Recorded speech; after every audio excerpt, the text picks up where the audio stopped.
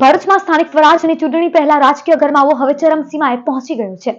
ભાજપ અને કોંગ્રેસ બંને પક્ષોમાં આંતરિક ગતિવિધિઓ તેજ બની છે, ત્યારે ઉમેદવારીને લઈ રસાકસી જોર પર છે. ભાજપમાં સેન્સ પ્રક્રિયા શરૂ થતાં જ ઉમેદવારોનો રાફડો ફાટી નીકળ્યો છે. ભરૂચ નગરપાલિકાના ભાજપના પોકેટ વોર્ડ ગણાતા પ્રત્યેક વોર્ડમાં 20 થી 40 જેટલા દાવેદારો સામે આવતા પક્ષ માટે યોગ્ય ઉમેદવારની પસંદગી હવે અગ્નિ પરીક્ષા સમાન બની ગઈ છે. અંકલેશ્વર નગરપાલિકામાં પણ મોટી સંખ્યામાં મૂર્તિયાઓએ ટિકિટ માટે દાવેદારી નોંધાવી છે. માત્ર નગરપાલિકા જ નહીં, જિલ્લા પંચાયત અને તાલુકા પંચાયતની બેઠકો માટે પણ મોટી સંખ્યામાં દાવેદારીઓ નોંધાઈ હોવાનું જાણવા મળી રહ્યું છે. પોતાના ઉમેદવારને ટિકિટ અપાવવા માટે જિલ્લા પ્રમુખ, ધારાસભ્ય અને સંગઠનના હોદ્દેદારો દ્વારા લોબિંગ શરૂ થવાની ચર્ચા ઉપર જોર પકડેલ છે. પક્ષની અંદર ગોઠવણો અને શક્તિ પ્રદર્શન ખુલ્લેઆમ જોવા મળી રહ્યું છે. બીજી તરફ કોંગ્રેસમાં સ્થિતિ થોડી અલગ દેખાઈ રહી છે.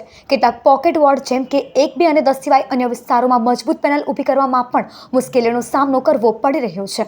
હાલની પરિસ્થિતિ જોતા સ્પષ્ટ થાય છે કે ભાજપ માટે ઉમેદવારી પસંદગી સૌથી મોટો પડકાર બની છે, જ્યારે કોંગ્રેસ માટે મજબૂત દળ આપવા ઉમેદવારોની અછત ચિંતાનો વિષય છે. હવે જોવાનું એ રહ્યું કે કોને મળશે પાર્ટીનું સિમ્બોલ અને કોને મળશે નિરાશા. આગામી દિવસોમાં રાજકીય ચિત્ર વધુ સ્પષ્ટ બનાવવાની સંભાવના છે.